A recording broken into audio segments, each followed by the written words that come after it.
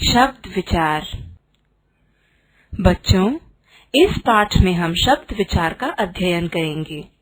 जैसा कि आप जानते हैं कि वर्णों के संयोग से शब्द बनते हैं, अतः वर्णों का सार्थक समूह शब्द कहलाता है, जैसे राम, कमल, शहर, हाथी आदि।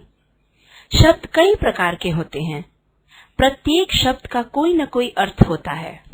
बच्चों, शब्दों का वर्गीकरण उनकी रचना, उत्पत्ति, प्रयोग तथा अर्थ के आधार पर किया जाता है। इस प्रकार हम शब्दों का वर्गीकरण 4 प्रकार से कर सकते हैं: रचना के आधार पर, उत्पत्ति के आधार पर, प्रयोग के आधार पर और अर्थ के आधार पर। बच्चों, रचना का अर्थ है बनाना, इसलिए शब्दों को उनकी बनावट या रचना के अनुसार हम 3 भागों में विभाजित कर सकते हैं।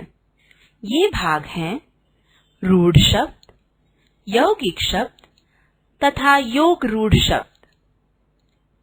जिन शब्दों के सार्थक खंड न किए जा सकें, वे रूढ़ शब्द कहलाते हैं। जैसे हाथ, शरीर का एक अंग।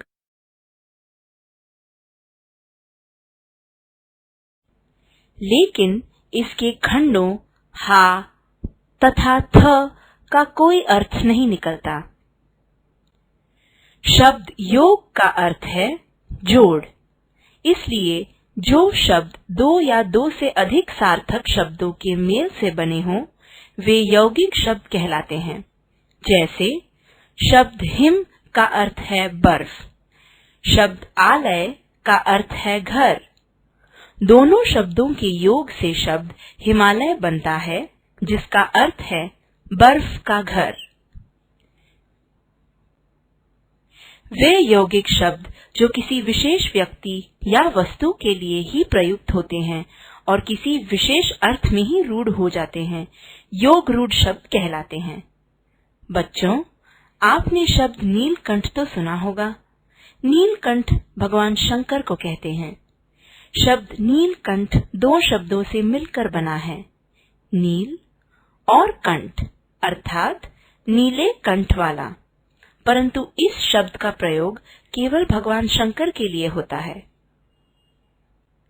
बच्चों, उत्पत्ति के आधार पर शब्दों को 4 भागों में विभाजित किया जा सकता है: तत्सम शब्द, तद्भव शब्द, विदेशी शब्द तथा देशज शब्द।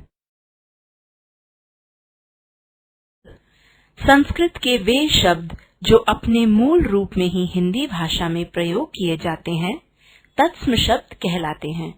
जैसे मित्र, दधि, अक्षी, पत्र आदि। संस्कृत के वे शब्द जिनका रूप बदलकर हिंदी में प्रयोग किया जाता है, तद्भव शब्द कहलाते हैं। जैसे दही, आंख, पत्ता, आग, हाथी आदि।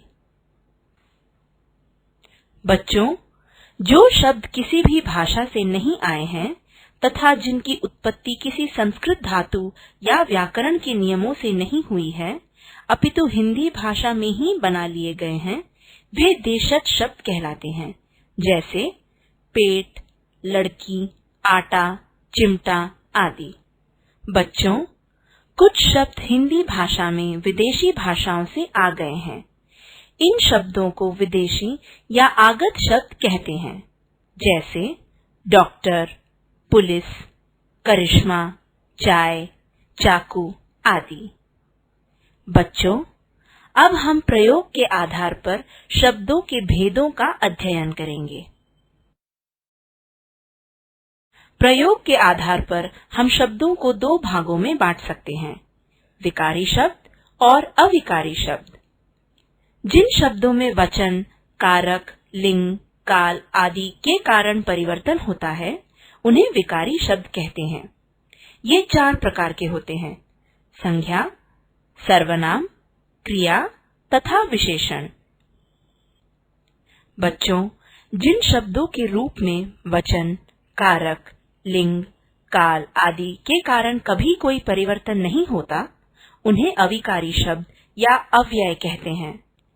इन शब्दों को भी 4 भागों में विभाजित किया गया है। क्रिया विशेषण, संबंध बोधक, समुच्चय बोधक, विस्मयादि बोधक।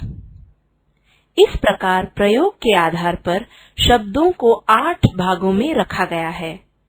इन 8 भेदों के बारे में हम आगे चर्चा करेंगे।